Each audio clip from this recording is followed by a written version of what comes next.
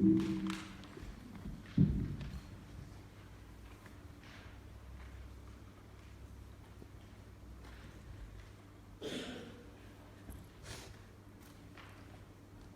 the slides up, Linda.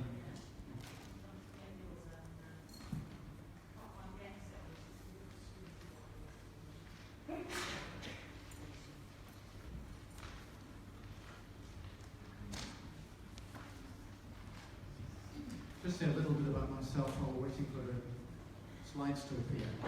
I spent most of my career working in international business.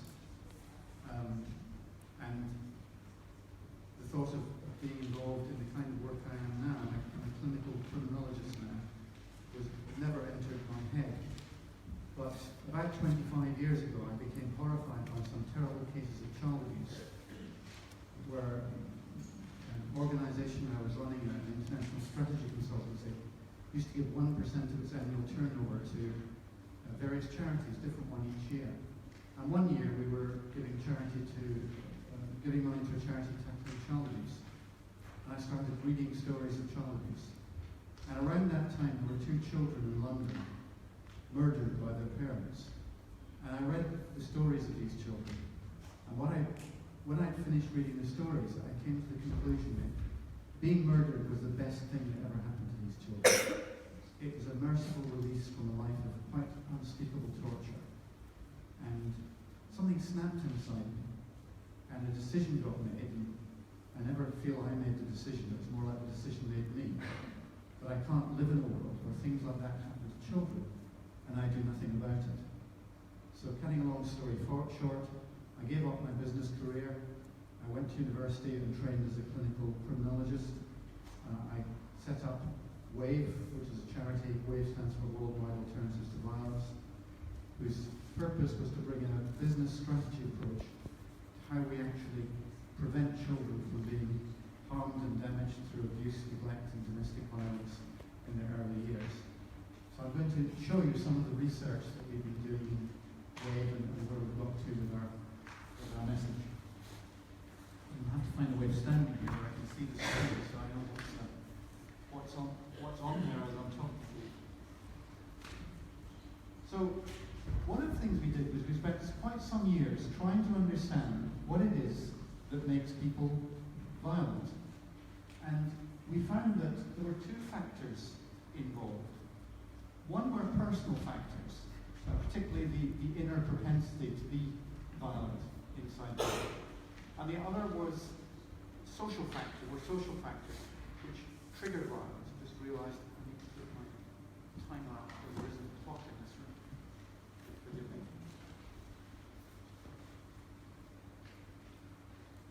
Otherwise I won't know.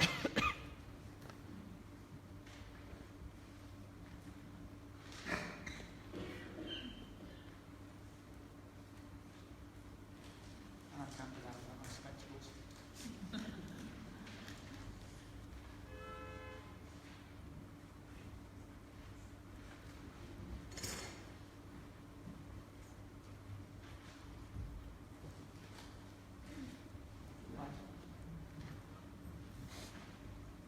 So 2 factors, personal factors, which we call the propensity to be violent, and social factors which trigger violence. And, oops, moved on, thank you.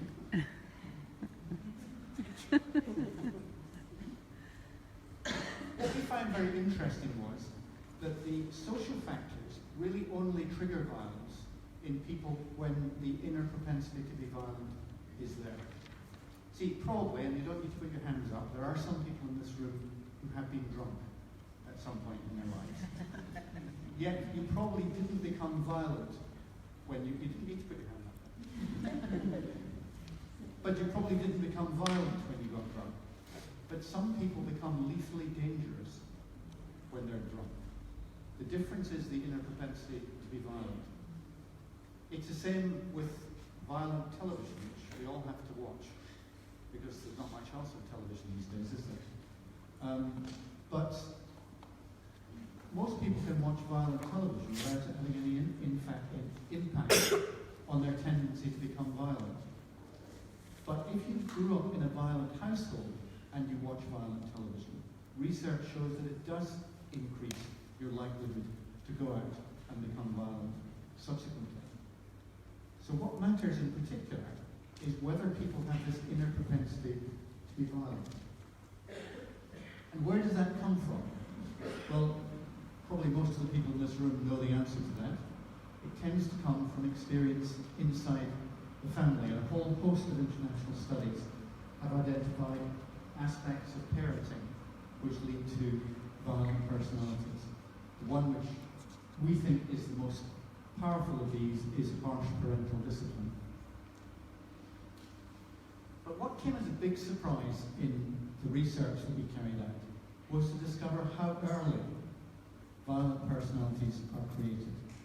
And we discovered this initially through a study that was carried out in the city of Dunedin in the South Island of New Zealand. Every child born in Dunedin in the year 1972, that's about 1,000 children, has been followed from birth right through to the present day. When the children were 3 years of age, nurses watched them at play for 90 minutes. Purely based on observing them, the nurses knew nothing about the background of the children. The nurses divided the children into two groups, a normal group and an at-risk group.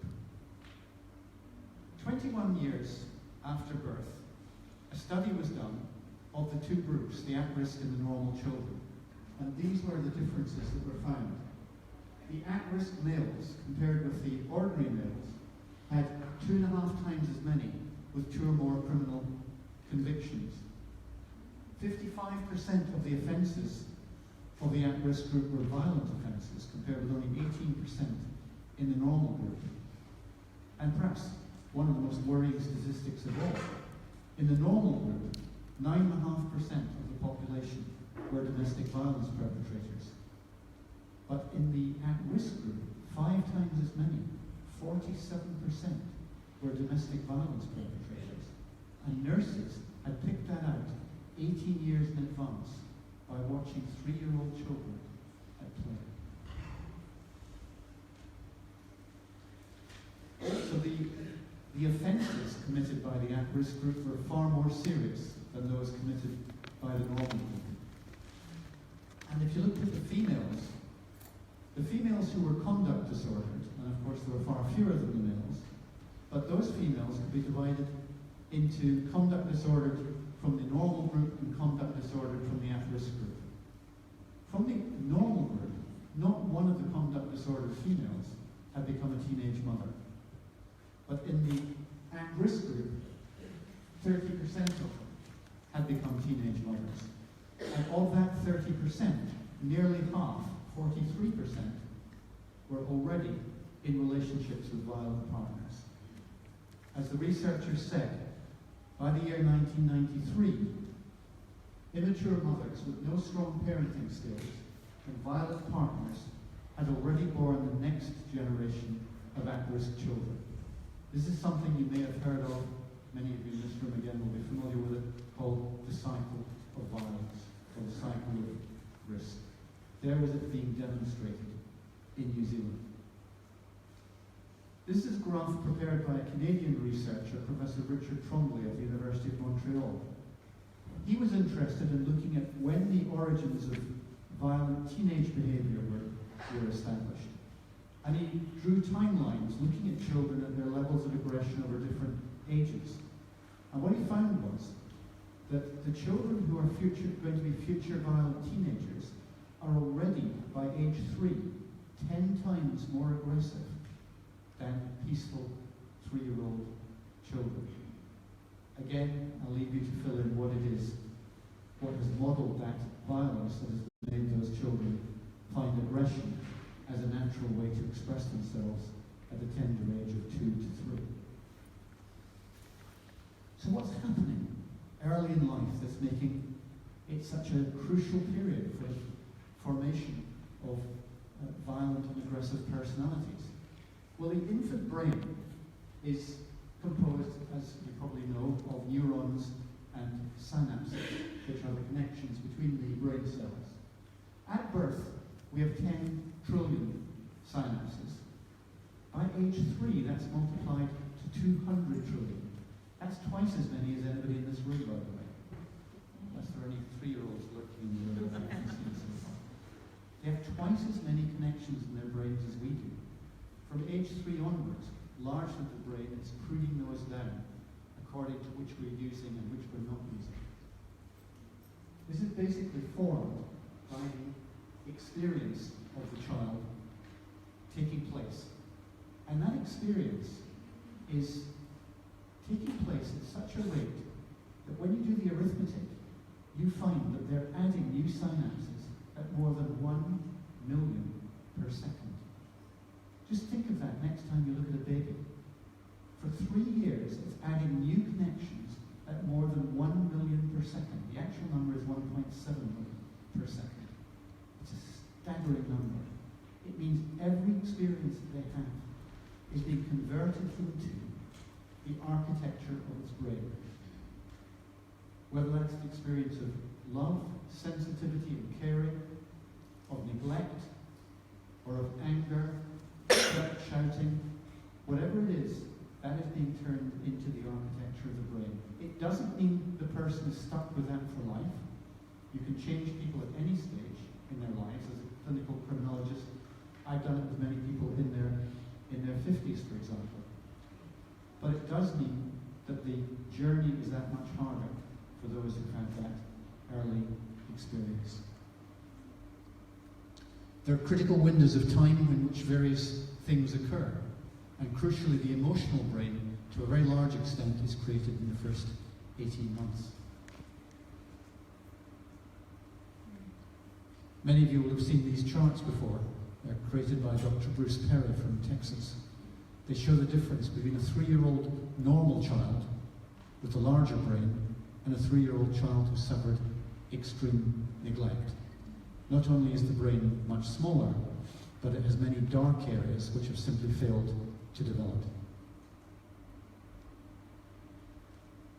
The most crucial thing determining how the brain is shaped is the interaction with the parent. Why?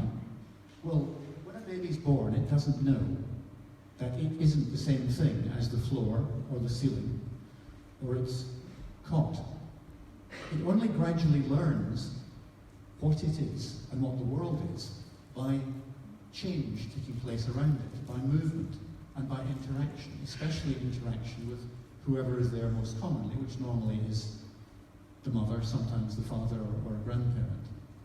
But that interaction is the critical determining factor in the architecture of the brain. Alan Shore is a Californian psychiatrist who has an eidetic memory. He remembers everything he ever reads forever afterwards. I wish I'd had that when I was in school. Armed with that, he spent 10 years immersing himself in every document he could find on neurobiology and brain development. And looking at these, he was asked one day by a man called Richard Bowlby, who's the son of John Bowlby, if some of you have heard of John Bowlby. Richard Bowlby asked him, Alan, if you could summarize everything you've learned in one sentence, what would the sentence be? This was the sentence.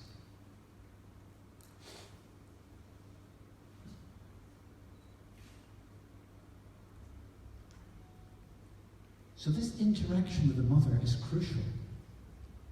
The baby is regulating its emotional state by the way in which the mother interacts with it, by eye gaze, by the kind of cooing sounds and all the other things that take place. It's how the baby begins to learn about itself and about the emotional state of a relationship that it has with another being. And here is the big test, which is whether the videos work or not, because if this works, you're going to see a video of a baby who is 10 minutes old interacting with his father. Xavier, hello. Only 10 minutes old, Xavier's infant senses are bombarded with new sights, sounds, and feelings.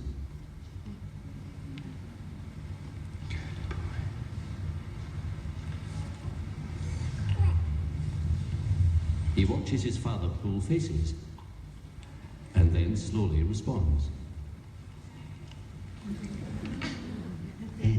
This isn't conscious mimicry. Xavier doesn't even know he has a face.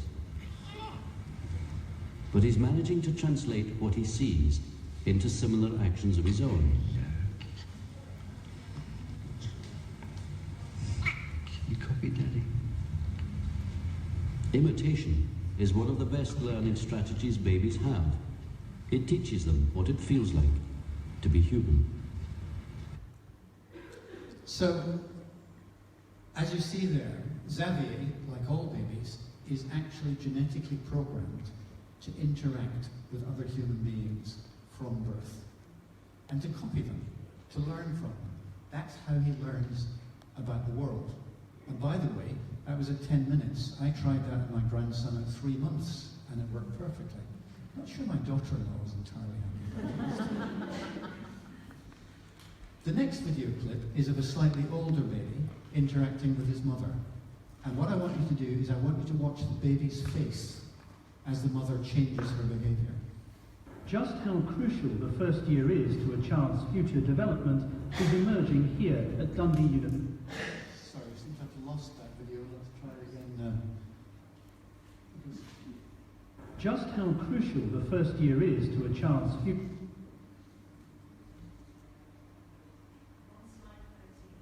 Yep, it should. If it doesn't work, we're going to have to. Just how crucial the first year is to a child's future development. A healthy development. The latest research shows that it's the quality of interaction I'm going to pretend between a child and a parent three-month-old that's baby. crucial, particularly during the first year. Okay. So, that's all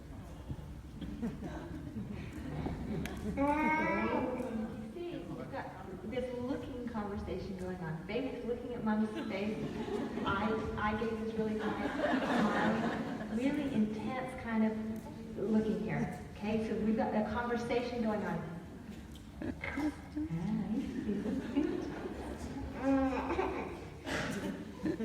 What the baby is getting from this kind of interaction is it's learning that that what it's doing has an impact on what other people are doing. So that when it looks at mom, mom looks back at it. That's the sort of thing that, although it looks very, very subtle, it doesn't look like a lot, it's these kinds of things that are crucial to interaction at this age. To show how a child's sense of well-being is dependent upon the quality of interaction, Dr. Zedijk has asked this mother to stop responding to her baby. The child's reaction demonstrates what happens if it does not receive this kind of stimulation. So here, mom's face is now being held still. She's not responding to what the baby's doing. And you can start to see the discomfort in the baby. See how it looks away? It now looks really withdrawn, kind of responding. It checks back with mom. She doesn't smile. It tries. It even tries to smile. She doesn't respond. Its smile goes away. The baby's looking down. It's not even trying to interact. If this goes on and on and on over a long term, you're going to get a withdrawn child who doesn't understand that other people will interact with it. And if it doesn't understand that other people interact with it, you don't have a healthy person.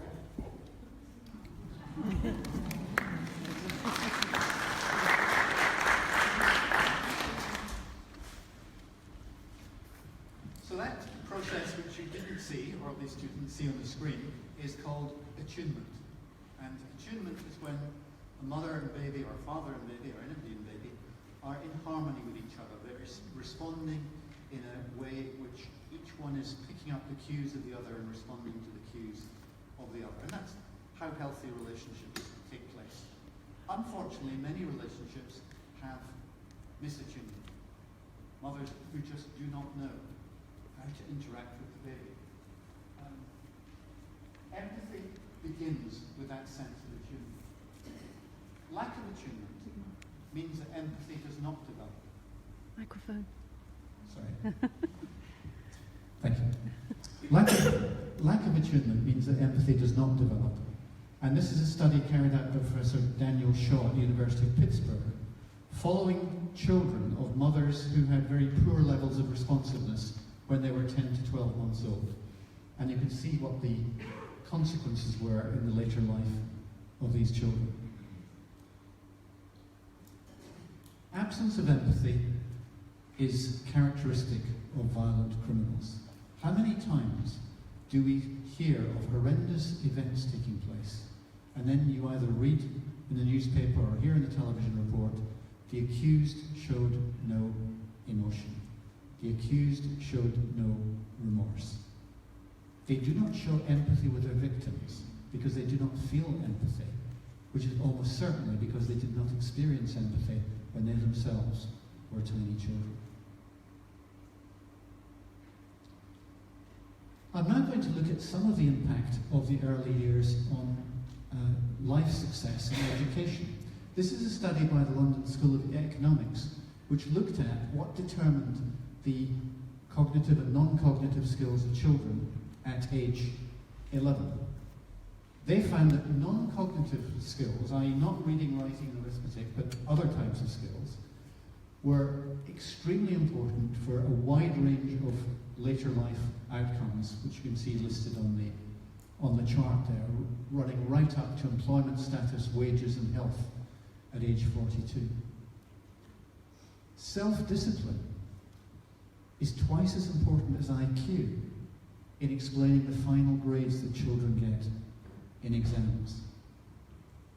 I'm sure you all have this experience of bright children who don't necessarily apply themselves, or children who may not be so bright but really, really stick at applying themselves and do well.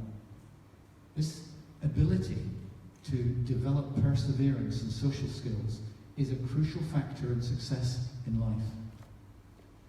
The Nobel Prize-winning economist James Heckman has pointed out that these soft skills listed here are absolutely essential for success in life, and that they're normally created by interaction in the family in the very earliest years. Yet when people are tackling inequality in society, these, which are probably the biggest single causes of inequality, are usually ignored by policymakers. They will try in many ways to reduce inequality, but they won't get back to the root cause, which is children who simply have not been given the right start in life and armed with the right skills through the interactions that have taken place in their early lives. This is a study carried out at Oxford and Cambridge universities, where children were followed from age 1 to 12. The study found that parental care from pregnancy to age 1 had a strong influence on cognitive abilities at age 5. This is a study in Germany at the University of Mannheim. They found that individual differences in children's abilities were detectable at 3 months and grew wider and wider from that point onwards. In other words, the tendency was that already by 3 months, you could begin to see the children who are succeeding and the children who are less likely to succeed. And the basic abilities at preschool age significantly predicted school grades and competencies at age 8. WAVE has developed a number of studies into the very early years. Some of you in this room may be familiar with our report, Conception to Age 2, the Age of Opportunity, which has been described by many local authorities as the Bible for early years policy, and which led in turn to the parliamentary report. Actually, it's not the one there. Critical First 1,000 Days, and that in turn led to another parliamentary report, Building Great Britons, which really lays out the message that the whole quality of our future society is being determined by the quality of the young children of today. That's what shapes whether society in future will be more pro-social or anti-social. We'll have more tax-paying citizens or tax-draining citizens, and we'll have people who are violent or non-violent in the way in which they behave towards other citizens of this country. These are some of the key messages in Conception to Age 2. Loving, secure, and reliable relationships with parents and the quality of the home learning environment are absolutely crucial.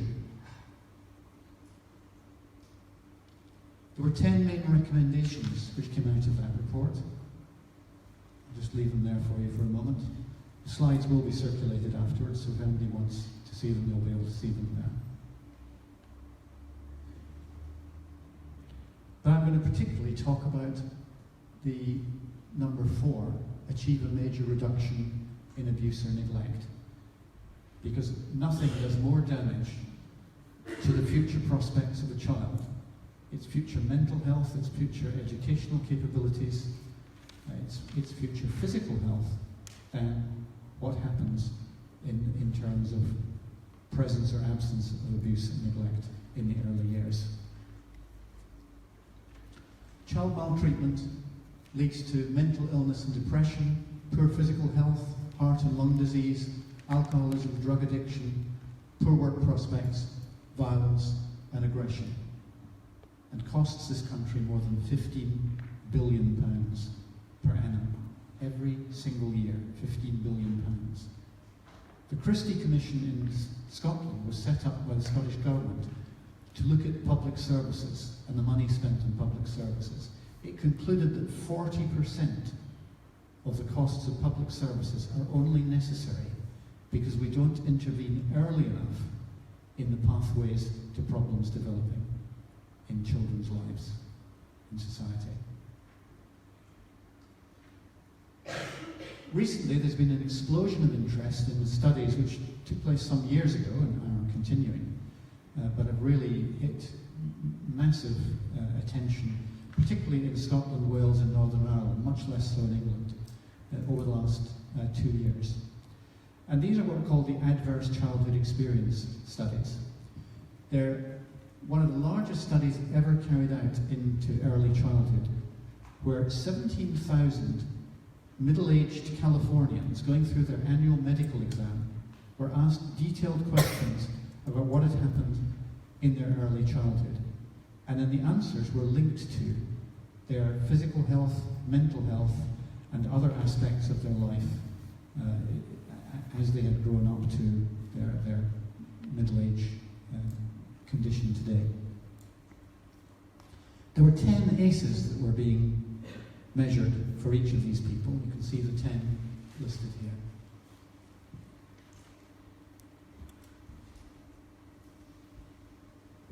"17% of them had 4 or more ACEs out of that list of 10. ACEs are very common. They're very common with health professionals. I was in an audience in Scotland last year when everybody was given a little clicker, and they ran through the 10 list and they invited everybody to click according to whether they'd had them. And the audience of about 100 health professionals had higher level of average ACEs than the average population. It's possibly an ability to empathise with some of these issues that draws people into the health professions, at least in some cases. If you think of the effort that's applied in this country to tackling drug abuse, yet if you look at what it's saying there, it's telling us that about 89% of drug abuse in this country is actually caused by adverse early childhood experiences. The most effective way to tackle drug abuse in this country would be by investing money in the parenting of children in the first 3 years of life. But no, our politicians would much, much rather spend it when it's far too late. Same with alcoholism and alcohol abuse. This is just an extract from a whole series of charts that were prepared, looking at factors and relating them to the number of ACEs that people have. So the lines on the chart, from left to right, there's 5 of them in each chart, are people with 0 ACEs, 1 ACE, 2 ACEs, 3 ACEs, and 4 ACEs. And you can see the items: smoking as an adult, obesity, financial problems, heart disease, diabetes, perpetrating domestic violence, liver disease, attempting suicide, depression, sexually transmitted diseases, injection drug use, being raped as an adult, stroke, hallucinations, bronchitis, teenage pregnancy, COPD, alcoholism. Every single one rising steadily in line with the number of ACEs that these people had suffered as children.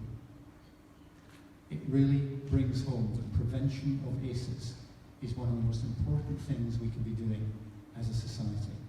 And yet, if you look at the amount of resources devoted to prevention, it's probably somewhere between 3 and 5%, probably nearer 3% of resources actually get put into primary prevention, preventing harm before it happens.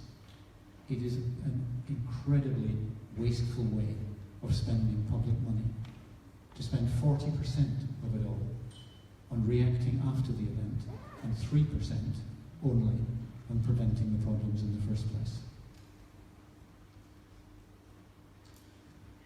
This is a summary of an NSPCC report of serious case reviews in children.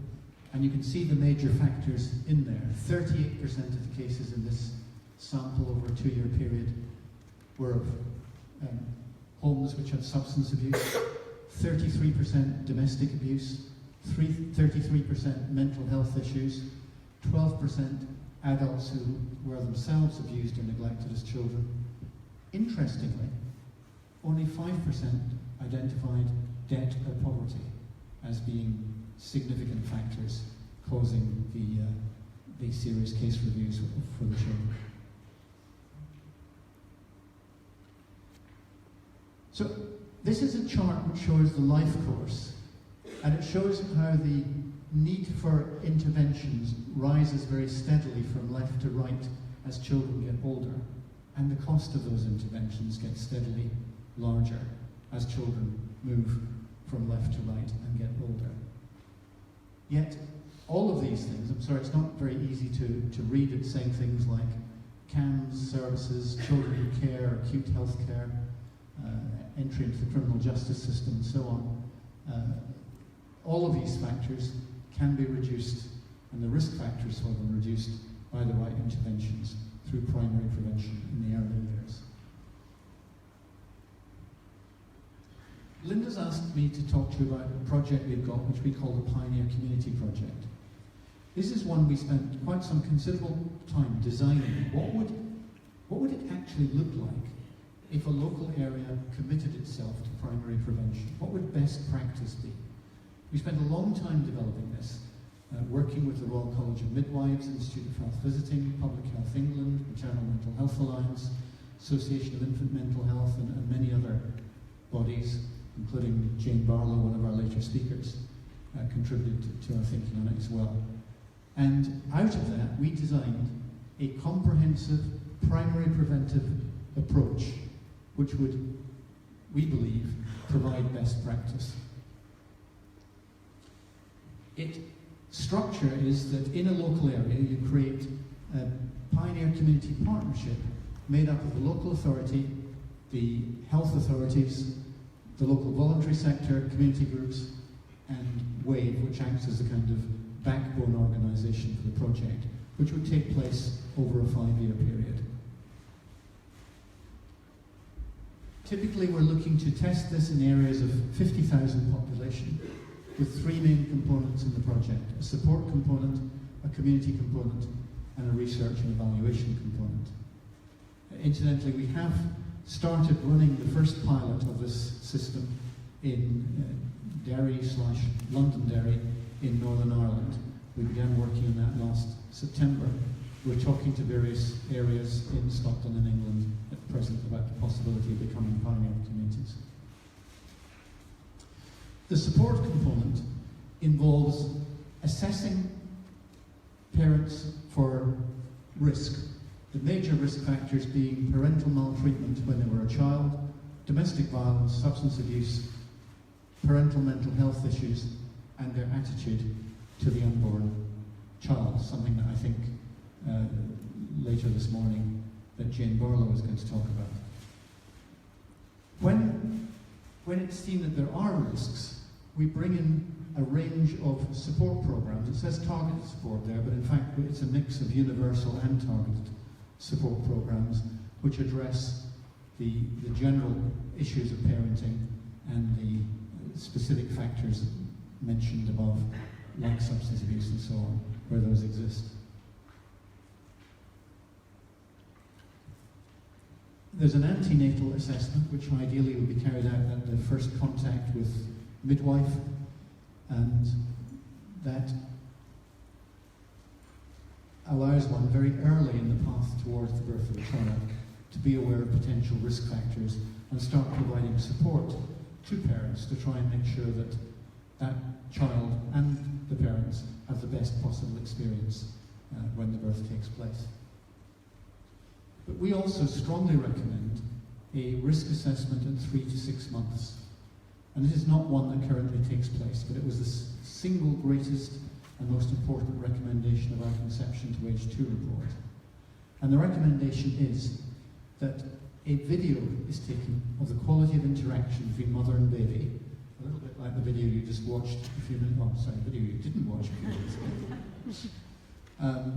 of the baby and mother interacting with each other, which provides really vital clues as to whether there is a healthy relationship or whether there are issues where the mother needs coaching and support on how to improve the quality of interaction. There is a model we've discovered, a Spanish model called PCPS, which stands for Parent-Child Psychological Support, which has been tested in both Spain and Dublin and has had extremely positive results, raising average secure attachment levels from about 60% to 80% and significantly reducing levels of disorganized attachment when it's been utilised. So we're thinking of testing that out in Northern Ireland. There are a range of programmes which would then be offered in support. I've listed a lot of possible programmes here, but the intention would not be to impose programmes in any local area, but to discuss with the local area what is already existing and then to explore how what's already existing can be related to the blueprint that we've designed of best practice and arrive at a mutually agreed list of programmes to support parents to deal with the issues that have been identified. An absolutely crucial part of the Pioneer Community concept is community engagement. If we don't get the engagement and commitment of the community to transforming the quality of parenting and the quality of outcomes for children, and the removal of ACEs from that community, then we won't succeed. So community mobilisation is a very fundamental part of our approach. And we anticipate doing that using a blend of two approaches. One called ABCD, which stands for Asset-Based Community Development, which has been used very successfully in the United Kingdom in quite a number of places, including where WAVE is based, which is Croydon in Surrey, where it's been being used for about the last 5 years with tremendous success in developing community involvement, community commitment, community ideas, and tremendous proactive initiatives. It's just amazing the number of unutilized talent that's hiding in our communities that we don't even know about. The ABCD methodology uncovers that and starts to encourage people to utilize it. And it seems to be something that actually provides a huge amount of fulfillment to those who take part. And the other is creating resilient communities through addressing adverse childhood experiences. And that's a huge movement that's taking place at present in North America, and it's one which we're working on currently in Northern Ireland, across the whole of Northern Ireland at the present time.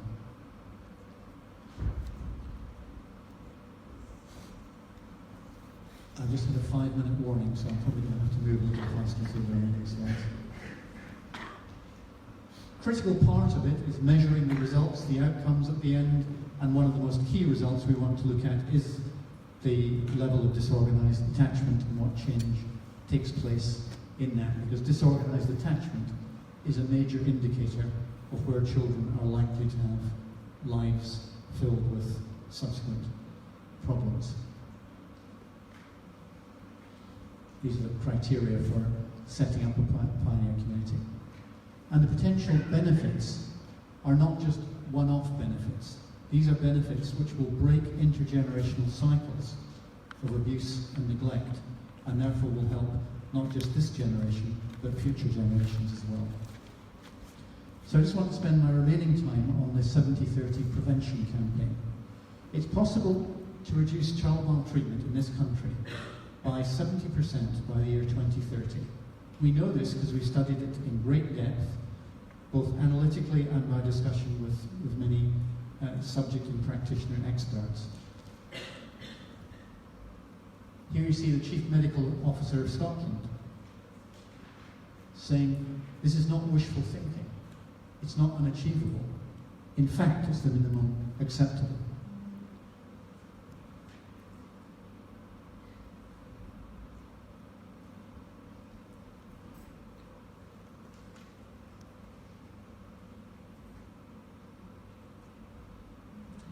So we have a choice. Which kind of life do we want to create? Do we want to create a life? This is what you should have seen in the video of the mother and baby. This was the baby in the early part, interacting with the mother when the mother was being responsive and joyful in the way she was interacting with the child. Or we could create a community and a world which looks more like this, which was what happened with the baby's face when the mother stopped interacting it. And we as individuals can make a huge difference to this.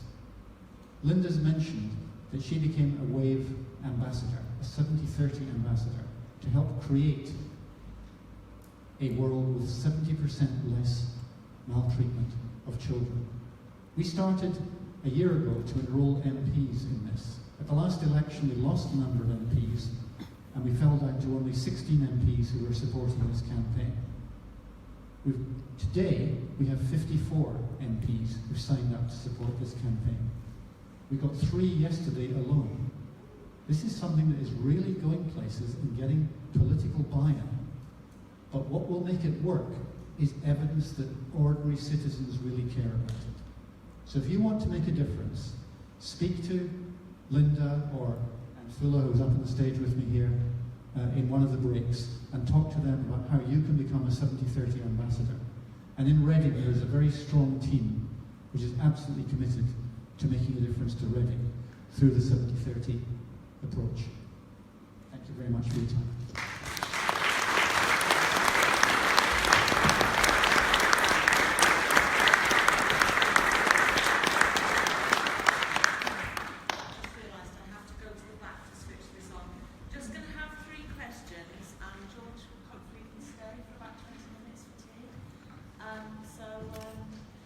Let me just go and switch this on. Who might have a question? Hang on, I'll switch it on.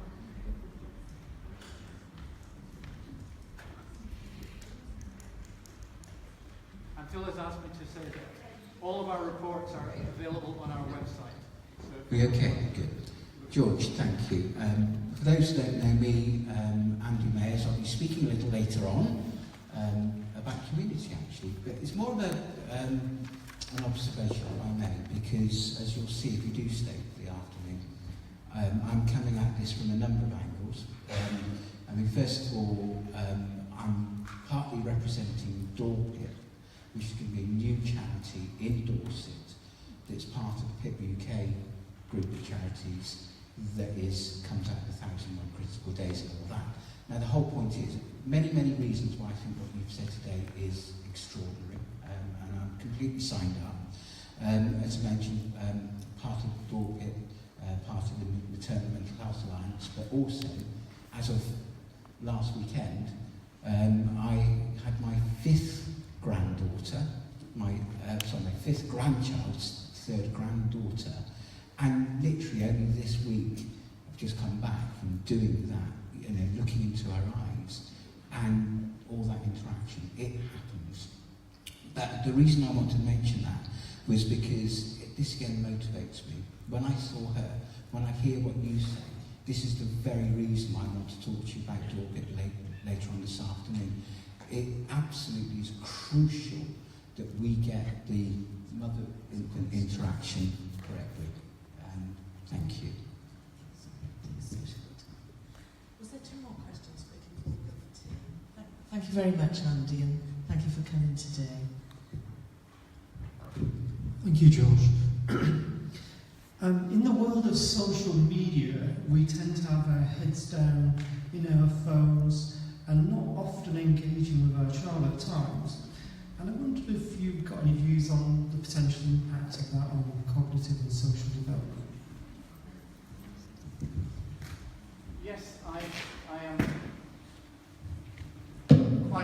disturbed very often when I see how frequently mothers are pushing prams along. The baby's facing away from them. Babies should face the mother until 12 months of age. But so many prams with babies of under 12 months of age, they're facing away, so there's no chance to interact with the mother and with the mother's face. And the mother is on a mobile phone. So the child has got no interaction of a human nature. That is what children need for the first 12 months of life. They have all the rest of their life to learn about the big wide world outside. First 12 months, that social interaction is what's crucial. So sadly, I think that is something that is actually quite damaging. Last question, 14. Hi, thank you.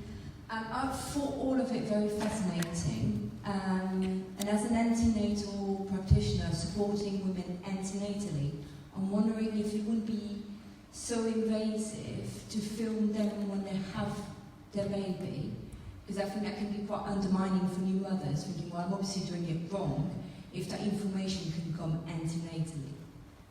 Sorry, I didn't quite understand. There was a bit in your presentation about filming the mother's interaction, the mother and baby interaction, around 3 months, and I think this could come across very undermining for new mothers who already feel that they are doing it wrong, they are inadequate with their babies.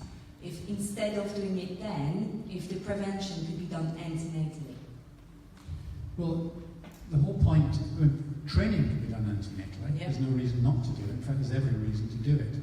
But the feedback of what is actually taking place between the mother and baby is of extraordinary value.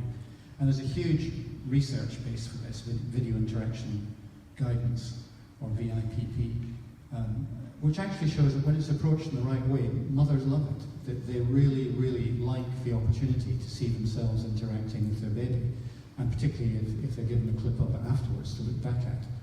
So, I think I'm more thinking about vulnerable women. yeah, In that case. vulnerable women. There have been many big studies done with vulnerable families, and they have produced very, very good results. And on the whole, it's found that people, if it's handled, if the introduction of it is handled sensitively, they actually welcome it. Thank you. And it's a critical rule, fundamental rule of VIG. You never criticise the parent. You only give feedback which is positive. So if a mother does 12 things, of which 10 are bad and 2 are good, you don't talk about the 10 bad things. You focus on the good things. You build on her strengths. So it's not an undermining or a negative experience for the mother. Okay, thank you for clarifying. I'd just like to say thank you again to George, who's, as I say, thanks for all your insight. Thank you, George. If anybody does want to join me as an ambassador in the Reading and surrounding area group, please come and talk to me or sign up at the table. Okay, cakes, tea, coffee.